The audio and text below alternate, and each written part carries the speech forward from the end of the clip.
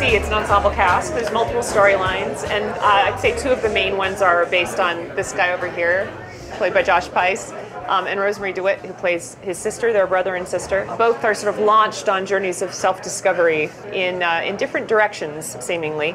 He's an uptight, emotionally shut down kind of dentist, and he starts magically healing people, and so that sort of shifts his perspective of himself.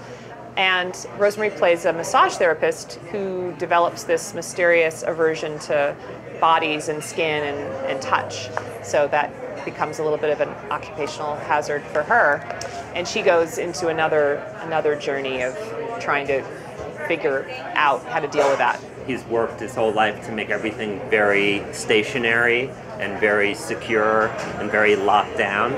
And I think my character's journey is what happens when those things that he's tried to control start to loosen up.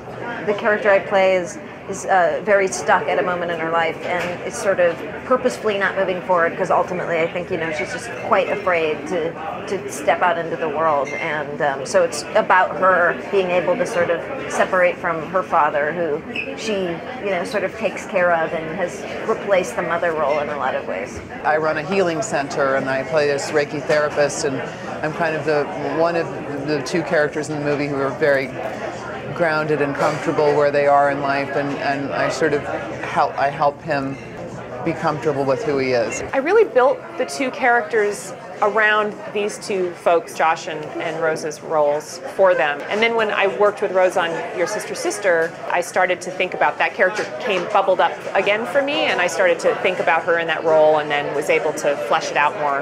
And Josh and I met a couple years ago, and found out we were mutual admirers of each other's work, and decided we had to work together. And we'd been playing around.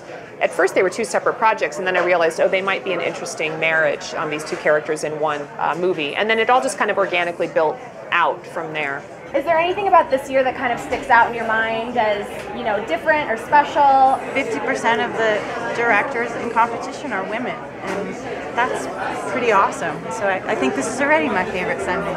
Yeah.